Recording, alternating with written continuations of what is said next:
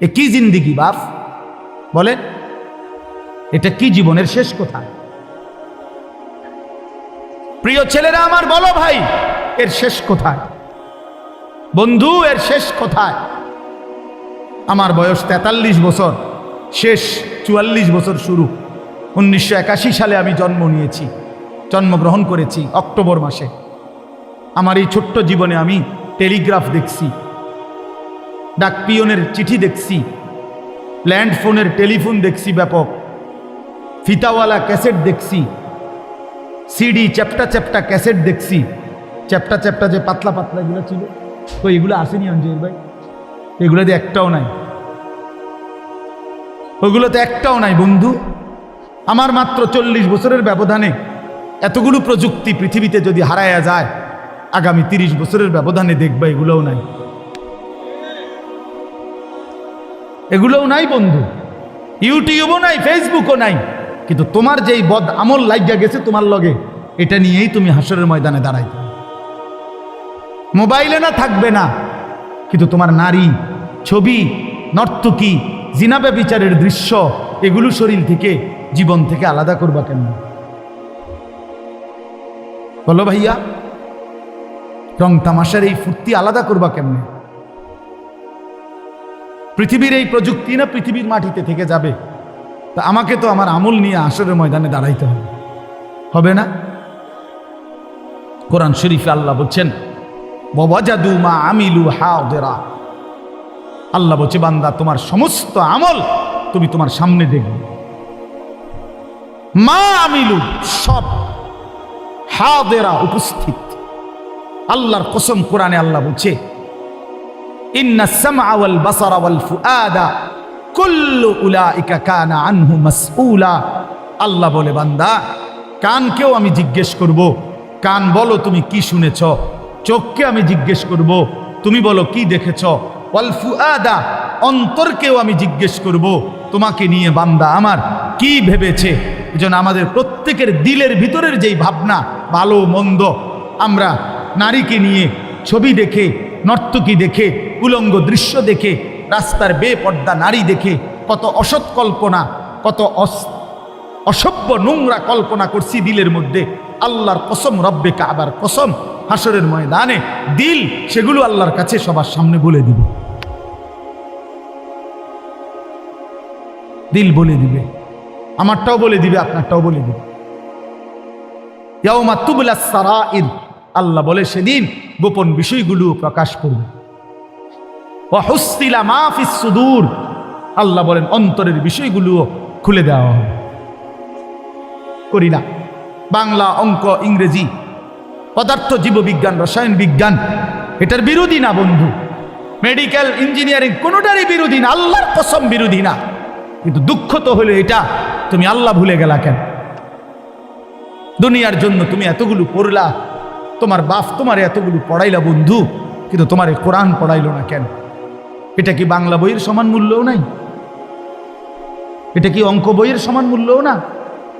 এটা কি পদার্থ বিজ্ঞান বইয়ের সমান মূল্যও নাই? এটা কি ইংরেজি বইয়ের সমান মূল্যও নাই? এটা কি? হ্যাঁ, কি রে ভাইয়া, এটার কি কোনো কদর নাই? এটা মুসলমানের কিতাব না, এটা ইমানদারের কিতাব না, এটা আল্লাহর পক্ষ থেকে না। পৃথিবীর বাকি সবগুলো বইয়ের সাথে এটার কি সমান মর্যাদাও নাই?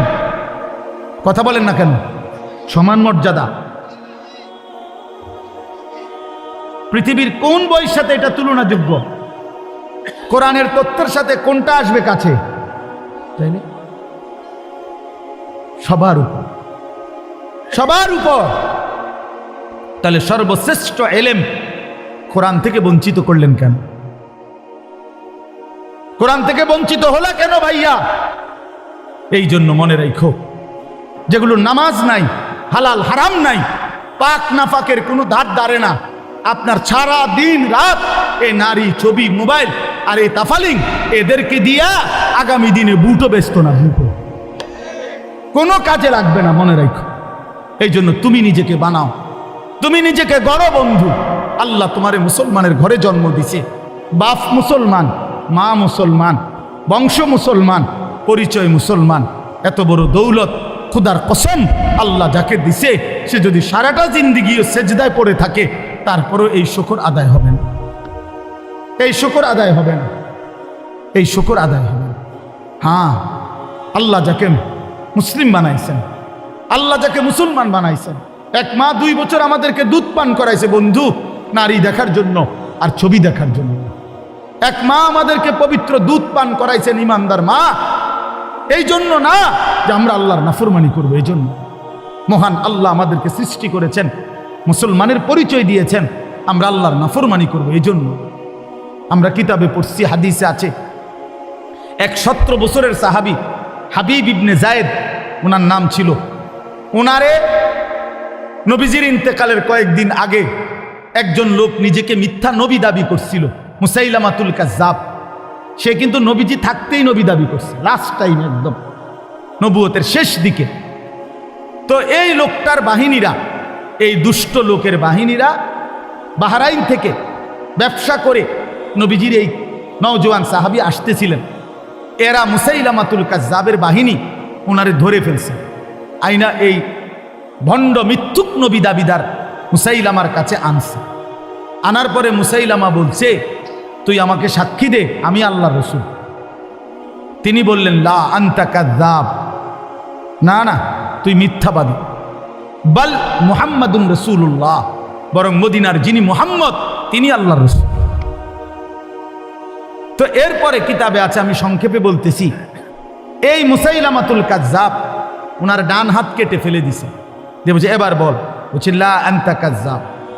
বাম হাত কেটে ফেলে দিছে, বলছে এবার বল, বলছে লা আনতা কাযযাব, তুই মিথ্যাবাদী। একটা একটা অঙ্গ কাইটা এরপরে উনাকে শহীদ করে বুটি বুটি, মানে গোশত যেভাবে পিস করে এইভাবে পিস পিস টুকরা টুকরা করে ফেলছে, কইরা ফেলে দিছে, চূর্ণ করে ফেলছে, শহীদ হয়ে গেছে। আমরা নিজে উর্দু কিতাবে পড়ছি, মদিনায় ওনার মার কাছে এই খবরটা আসছে।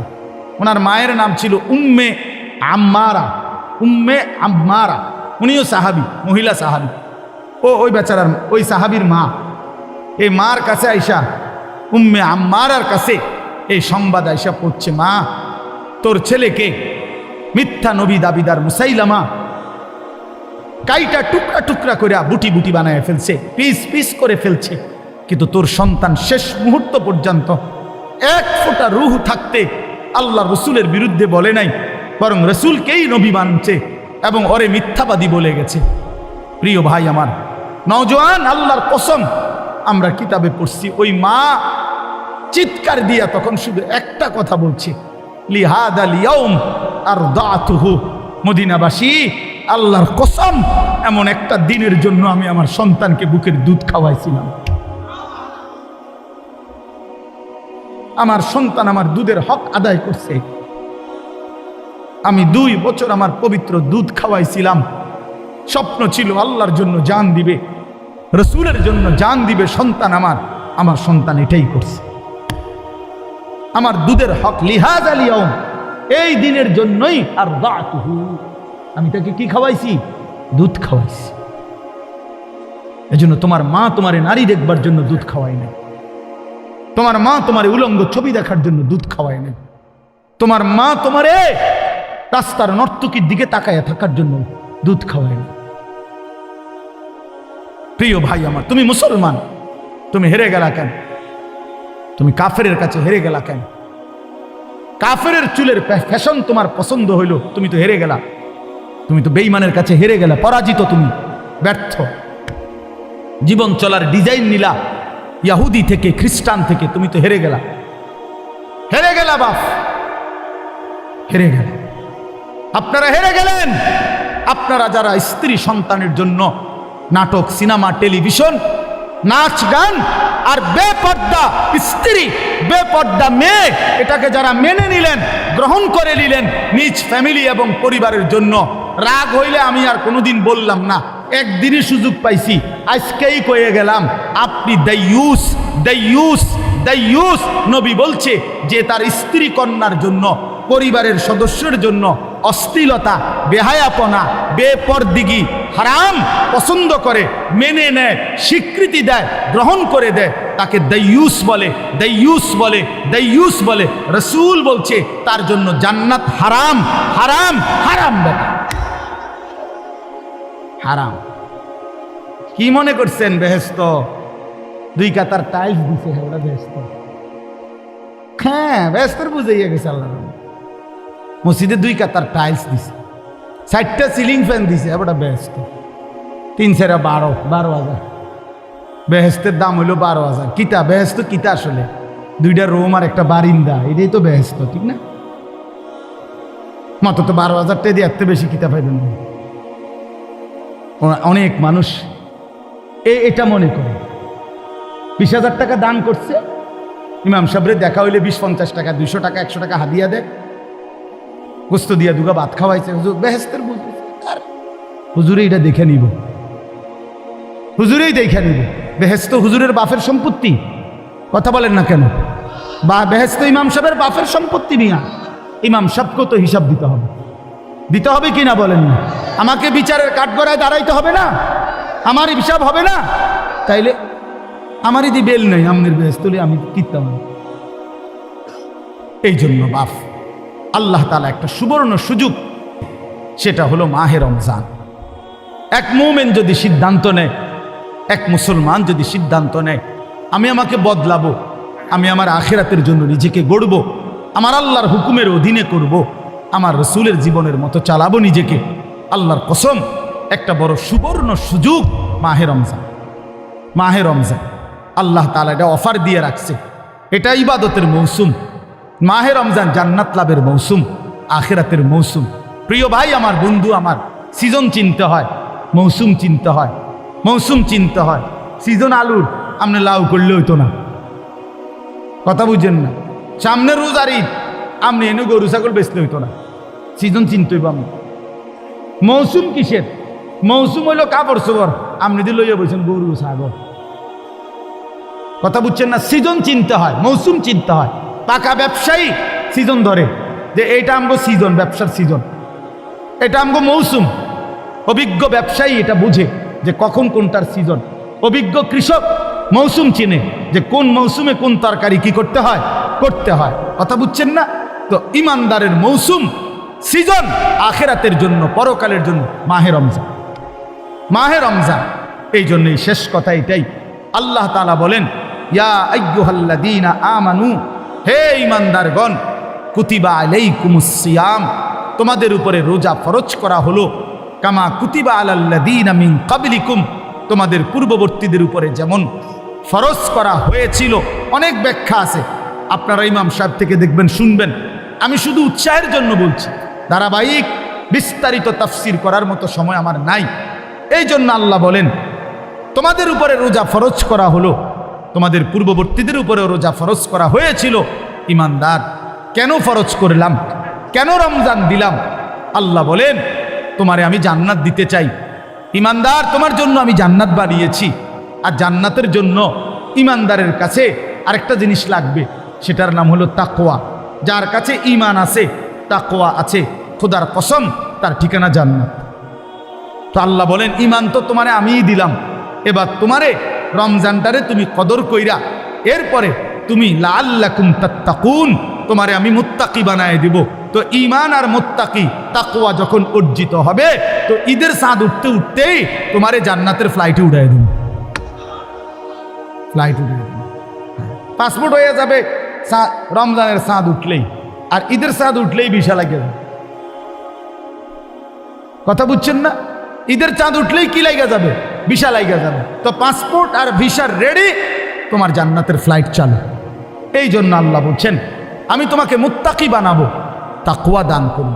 এই জন্য প্রিয় ভাই আমার, বাপ আমার, বন্ধু আমার, নওজোয়ান সাথী, শেষ কথা আবারও বলছি, যুবক, আমি অনুরোধ করি, প্রিয় নওজোয়ান, এবারের রমজান হোক তোমার জীবন পরিবর্তনের সূচনা, তোমার আখিরাতের সূচনা, তোমার পরকালের জিন্দেগি সাজাবার সূচনা।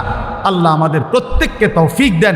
আজকে আমরা পিছায়া আছি এই কারণে, নিজের বুদ্ধিকে নিজে চালাক মনে করি, নিজস্ব খেয়াল খুশির আলোকে আগে সিদ্ধান্ত নেয় নিজের বিবেক, এরপরে কোরআনকে টানে, হাদিসকে টানে। আগে আমার ফয়সালা হলো এইটা হইতে হইব, এবার কোরআন শরীফে কোনো দলিল আছে কিনা, হাদিসে কোনো দলিল আছে কিনা। আগে হইল বিজ্ঞানসম্মত হইতে হইব, এরপরে কোরআনকে পরীক্ষা করে, তো এবারে বলে যে এটা বিজ্ঞানের সাথে মিলছে। না বেটা, বিজ্ঞানের সাথে কোরআন মিলবে কেন? কোরআনের সাথে না বিজ্ঞান মিলবে? কথা বোঝেন নাই আপনার? কোরআনের সাথে না বিজ্ঞান মিলবে? বিজ্ঞানের সাথে কোরআন মিলবার কি দরকার? কোরআন তো এমনিতেই ওয়াহি, এটা তো আসমানের রব্বে করিমের, এটার সাথে মাখলুকের বিবেক বুদ্ধি গবেষণা সে যেটাই হোক, এইটার সাথে এটা মিলানো, এটা কেমনে ইনসাফ হল? বান্দার কথার সাথে আল্লাহর কথাকে মিলানো, যে আল্লাহর কথা তখনই সঠিক হবে যখন বান্দার কথার সাথে মিলবে, এটা কি ঈমান থাকবে তখন? কথা বুঝেন নাই আপনি? তাহলে কথা এটা তখনই আমি মেনে নিব যখন এটা বিজ্ঞানসম্মত হবে। তার মানে আল্লাহর কথা আমি তখনই মানব যখন বান্দার কথার মতো হবে। কি ভাই, তখন ঈমান থাকবে তো? তো এটা বোঝা উচিত। কোরআন আপনার বিজ্ঞানের সাথে মিলছে না যুক্তির সাথে, সেটা দেখার বিষয় না। মিললে তো আলহামদুলিল্লাহ, না মিললে বুঝতে হবে কোরআনের তথ্য আমার আপনার আকল গবেষণারও ঊর্ধ্বে, গবেষণারও ঊর্ধ্বে। এই জন্য আমরা দয়া করে সব সময় থাক ভাই, সবাইকে অনুরোধ করলাম, এই যে কতটুকু শুনছেন, অর্থাৎ সব সময় এটা মনে রাখবেন, আল্লাহর কথা বললে, রাসূলুল্লাহ সাল্লাল্লাহু আলাইহি সাল্লামের কথা বললে সাথে সাথে অনুসরণ করা, এটা মুমিনের দাবি। একজন মহিলা সাহাবীকে নবীজি একটা বিয়ে ঠিক করছে ওনার জন্য, তো ছেলের ব্যাপারে ছেলে ঠিক করে ওই মহিলার ভাইকে নবীজি বলছে, তোমার বোনকে গিয়ে বলো যে আল্লাহ নবী সাল্লাল্লাহু আলাইহি সাল্লাম তিনি তোমার জন্য এই পাত্র ঠিক করছে, তোমার কোনো মতামত আছে কিনা? তো উনি বললেন, ওই মহিলা জয়নব রাদিয়াল্লাহু তাআলা আনহা, তিনি বললেন, ভাই আপনি রাসূল সাল্লাল্লাহু আলাইহি সাল্লামকে গিয়ে শুধু এতটুকু বলেন যে আমার যেই বংশ, ওই ছেলের বংশ আমার থেকে একটু নিচু, হয়তো ইতিপূর্বে কৃতদাস ছিল, অর্থ উচ্চ বংশের না, সে আমার বংশের সাথে তো মানায় না, বিষয়টা যেন আরেকটু বিবেচনা করবে কিনা। একদূর শুধু কোন আমনে গিয়া হযরত আব্দুল্লাহ ইবনে জাহাশ, জাইনব বিনতে জাহাশের বোন, ভাই উনি আইসা বলছি, ইয়া রাসূলুল্লাহ আমার বোন বলছে বিষয়টা একটু বিবেচনা করতেন, যে ছেলেটার বংশ আর আমার বোন, আমাদের বংশ তো অনেক ব্যবধান, একটু ভাববেন কিনা আরেকবার। আল্লাহর কসম, কোরআন শরীফের আয়াত নাজিল হইছে, সাথে সাথে ওমা কানা লিমুমিনিন ওয়ালা মুমিনাতিন ইযা কাদাল্লাহু ওয়া রাসূলুহু আমরান আন ইয়াকুনা লাহুমুল খিয়ারাতু মিন আমরিহিম। আল্লাহ বলেন, কোনো মুমিন পুরুষ কিংবা কোনো মুমিন নারীর অনুমতি নাই আল্লাহ এবং তার রসুল কোনো সিদ্ধান্ত দেওয়ার পর নিজস্ব কোনো মতামত পেশ করার। সরাসরি কোরআন, ওমান ইয়াসিল্লাহ ওয়া রাসূলা ফাকাদ দাল্লা দালালাম মুবিনা। আল্লাহ এরপর পরে বলেন, শুনে নাও, আল্লাহ এবং রসুলের সিদ্ধান্তের বিরুদ্ধাচরণ যে করবে, খোদার কসম আল্লাহ বলে সে সুস্পষ্ট গোমরাহ পথভ্রষ্ট হিসাবে গণ্য হবে। গোমরাহ, পথভ্রষ্ট, গোমরাহ। এই জন্য যার জীবনে আমি হই আর আপনি হন রাসূলুল্লাহ সাল্লাল্লাহু আলাইহি সাল্লামের সুন্নাত, তরিকা, নিয়ম, নীতি, চলন বলনের খেলাফ অন্য কিছু আপনার পছন্দ হয়েছে, আপনি মনে রাখেন আমার পছন্দ হলে আমি গুমরা, আমনের পছন্দ হলে আমনে গুমরা। শিক্ষিত ভুয়া কিসের শিক্ষিত বেটা? গোমরা বেটা, ভদ্র দূর বেটা, গোমরা বেটা। গোমরা মানুষ আবার শিক্ষিত হয় কেন? যে পথ হারা সে শিক্ষিত হবে কেন? যে পথ ভ্রষ্ট সে শিক্ষিত হবে কিভাবে? সে ভদ্র হবে কিভাবে? ভদ্রতা বুঝি এই সমাজ নির্ধারণ করে। এই জন্য এটা মনে রাখা যায়, আল্লাহ পাক বলছে সে গোমরা, গোমরা, পথভ্রষ্ট। এই জন্য চেহারায়, সুরতে, চলনে বলনে লেবাসে, পোশাকে, সর্বকিছুতে যারা আল্লাহ রসুল সাল্লাল্লাহু আলাইহি সাল্লামের সুন্নাতের প্রকাশ্য প্রতিনিয়ত বিরোধিতা করেন, নবীর তরিকা, নবীর নিয়ম নীতি প্রতিনিয়ত আপনি স্পষ্ট মনে রাখেন, লিখে রাখেন, আপনি পথভ্রষ্ট, গুমরাহ। গুমরাহ এক তো হইল কমতি, যে আমি চেষ্টা করতেছি, ছুটে যাচ্ছে। এক তো হইল আমার ঘাটতি, আমি প্রতিদিন ফজরের নামাজ পড়ি, আজকে এক রাকাত পাইছি না, হ্যাঁ হতেই পারে। আমি প্রতিদিন ফজরের নামাজ পড়ি, আজকে গিয়া জামাতটা পাইছি না, হতেই পারে। এটা তো একটা যে আমার অব্যাহত চেষ্টা আছে আল্লাহর হুকুম মানার, মাঝে মধ্যে ছুটে যায়। আরেকটা হলো ইচ্ছা করে ঠান্ডা মাথায় পরিকল্পিতভাবে বুঝে শুই না আমি আল্লাহ এবং তার রসুলের বিরোধিতা করছি। আপনাদের যাদের ঘরে প্রতিদিন রঙিন টেলিভিশন চলে, আপনাদের বউ বাচ্চা যাদের প্রতিদিন নাচ গান নর্তকীর ছবি দেখে, নাটক সিনেমা দেখে, আপনারা বুঝে শুনে সিদ্ধান্ত নিছেন, আপনারা ঠান্ডা মাথায় ফয়সালা নিছেন, আমি আমার স্ত্রী সন্তানকে আল্লাহর নাফরমানির উপরেই চালাবো, চাই কেডা কি করতে পারে। তা আমনও লেখা রাখেন, আমনে তো মরে যাবেন, আমিও মরে যাবো, আপনি টের পাইবেন কবরে আল্লাহ কাকে বলে আর কবরের আযাব কাকে বলে। আপনারে নিষেধ করছে কে? নাচ গান থেকে, এটা আপনি টের পাইবেন প্রথম ফিডার লগেই, আপনি টের পাইয়া লাগবেন। ফেরেশতার প্রথম লাথিতেই আপনি টের পাইয়া লাইবেন আপনি কি জিনিস করছেন, কি জিনিস। এত সহজ মনে করেন, খাইয়া পইরা শুধু দুনিয়া, এটা না শেষ। এটা হইলে আমরাও চেষ্টা করলাম, হইলে আমরাও যদি বুঝতাম খাইয়া পইরা কোন রকম দুনিয়াটা মিলাইতালেই চলে, তাহলে সবাই আমরা নাইমা যাইতাম দুনিয়া। না, আমরা এতটুকু ইমানদার বুঝে যেন এখানেই শেষ না, আখেরাত আছে। আখেরাত আছে। দুনিয়া তোমারে ডুবাইয়া দিল, আখেরাত তোমার ভুলাইয়া দিল। মনে রেখো, এভাবেই একদিন তুমি কবরস্থানে পৌঁছে যাবা। খেয়াল করলেও মরে যাইবা, খেয়াল না করলেও মরে যাবা। গুরুত্ব দিলেও মরে যাবা, গুরুত্ব না দিলেও মরে যাবা। হাসলেও মরে যাবা, কাঁদলেও মরে যাবা। অট্টালিকার প্রাসাদ থেকেও কবরে যাইবা, জীর্ণ কুঠির কুড়ে ঘর থেকেও কবরে যাইবা। দুনিয়া জিতলেও মরে যাবা, দুনিয়া হারলেও মরে যাবে। এখানে জিতে যে সেও মরে যায়, এখানে হেরে যায় যে সেও কি মরে যায়। ভাইয়া মরে যায়। কাল্লা সাউফা তা'লামুন, আল্লাহ বলে অবশ্যই কবরে আসলেই তুমি জানতে পারবা আমার নাফরমানির শাস্তি কি, আমার নাফরমানির শাস্তি কি।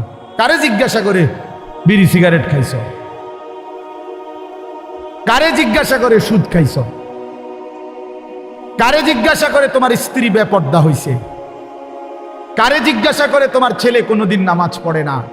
365 দিনে, খোদার একটা বছরে কোনোদিন মুসলমানের বাচ্চা 16 বছর 14 বছর একদিনও, একটি বছর পূর্ণাঙ্গ কোনোদিন ফজরের নামাজ পড়ে না। এটা মানুষের বাচ্চা? এটা মুসলমানের বাচ্চা মিয়া? এটা সন্তানরা মানুষ করতে আসেন না পাস করাইতেন আসেন? এক তো হলো সার্টিফিকেট নিতে আসেন, একটা মানুষ করতেছেন। যে কপালে সেজদা নাই সে তো মানুষ হয় না, সেজদাবিহীন মানুষ হয় না, A+ দিয়ে মানুষ হয় না।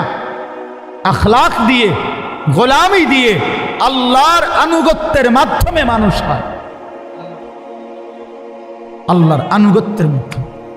যে কপালে আনুগত্য নাই সে মানুষ হচ্ছে না, সে টাকা পয়সা রোজগার করার কিছু শিখতেছে আর কি, ভদ্রচিত কোনো উপার্জনের পন্থা করবে আর কি। আখলাক যেটা মানুষ, সেটা তো গোলামির মাধ্যমে। যে মালিককে চেনে না, আল্লাহ কোরআনে বলছে, সোজা হিসাব একদম সরাসরি কোরআনের আয়াত। আল্লাহ বলছেন, কোরআনকে আপনারাও বলেন, ইংরেজি কোন আর বাংলায় কোন, শুদ্ধভাবে বলেন আর যেমনি বলেন, কোরআনের ব্যাপারে আপনাদের স্বীকৃতি এটা যে এটাই পূর্ণাঙ্গ জীবন বিধান। কমপ্লিট কোড অফ লাইফ, এটা পৃথিবীর সবচেয়ে নিখুঁত কিতাব, এটা আপনাদের কলিজার ভিতরেও আছে। তো সেই কোরআনে বলছে 3 জিনিস যার মধ্যে নাই, কোরআনুল কারীমের তেলাওয়াত, 2 নাম্বার অন্তর গুনাহ থেকে পবিত্র করা, 3 নাম্বার কোরআন সুন্নাহর আলোকে জীবন গঠন। আল্লাহর কসম, আল্লাহ বলছে এই 3 জিনিস যার জীবনে নাই সে লাফি দালালিম মুবিন, সে সুস্পষ্ট গোমরা গোমরা গোমরা, পথভ্রষ্ট পথভ্রষ্ট পথভ্রষ্ট। এখন আমনে কোন মানুষ হয়েছে কেন?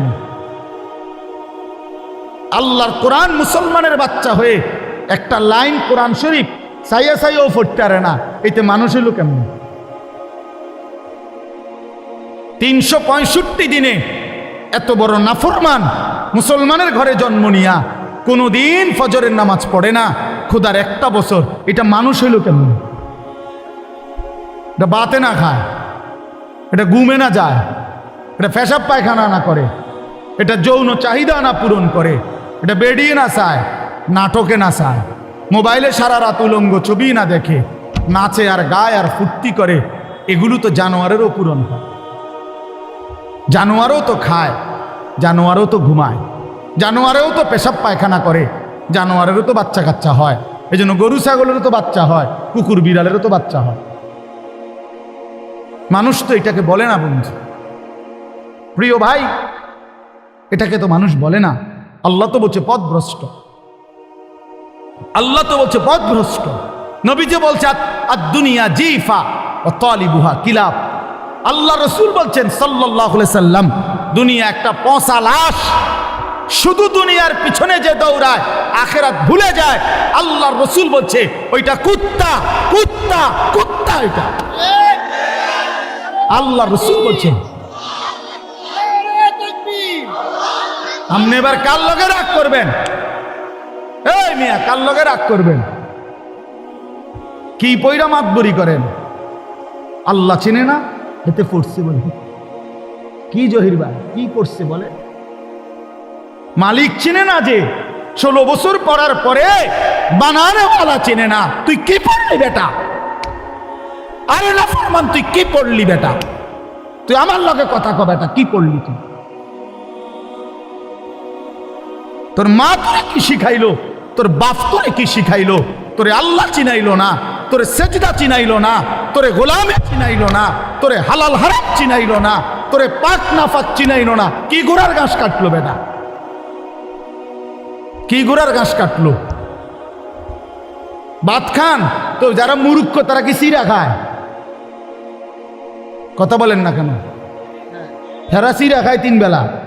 এই যে কলম যারা টিপসই দেয় তো কি সে আমনে দে ভাত খান, তার আশ্চর্যগীতা। আপনি বেশি কি অর্জন করলেন অতিরিক্ত বলেন? বিল্ডিং করছেন, মূর্খর বিল্ডিং নাই। কথা বলেন না কেন? বিয়া করছেন, মূর্খ মানুষে বিয়া করে না। নেতাগিরি করছেন, মূর্খ মানুষে নেতা নাই। হ্যাঁ, কয় ডর্জন দরকার? পেপার উল্টে ধরে বাস উল্টে গেছে। আমি এমন নেতাও দেখছি আমরা এলাকায়, পেপারের মধ্যে বাসের ছবি দিছে, তো পেপার উল্টে ধরে কয় ইন্নালিল্লাহ, বাসটা দিয়ে জায়গা উল্টে গেছে। বাস নিয়ে উল্টে গেছে না, তুই পেপার উল্টে দিস। ওই দেখেন এই ছেলে কি করে, দেখেন অপদার্থ জানেও না কি করে। মুসলমানের বাচ্চা নামায় দিছে এক কামে, মোবাইল চালাও চালাও, রাত নাই দিন নাই। কে তোমার মা, কে তোমার বাবা, কি তোমার ধর্ম, কে তোমারে বানাইলো, কেন বানাইলো, তিনি তোমার কাছে কি চান, কিচ্ছুর দরকার নেই। আমি আর আমার মোবাইল, খালাস। মোবাইল, নারী দেখো, ছবি দেখো, নাচ দেখো, নাটক দেখো, গেমস খেলো, কার্টুন দেখো, সারা পৃথিবীর মানুষের বিচিত্র মন্তব্য পড়ো, নিজের মন্তব্য বলো, কারোর লগে মোবাইলে তর্ক করো, কাজ্জা করো, কারোর লগে বিতর্ক করো। যেখানে যা পাও, মানুষ, গরু, ছাগল, বেড়া, বেড়ি, জোয়ান, বুড়া, গরু, ছাগল, কুকুর, বিড়াল, সাপ, বিচ্ছু, হুজুর, পাবলিক, জোয়ান, যেটা পাও ছবি উঠাও আর ফেসবুকে দাও। তোমার আব্বা ফেসবুক, ইউটিউব তোমার আব্বা, তোমার আব্বারে জানাও শুধু। যেখানে যা পাইবা তোমার বাপের কাছে পাঠাও। আস্তাগফিরুল্লাহ। এ কি জিন্দিগি বাপ বলেন? এটা কি জীবনের শেষ কোথায়?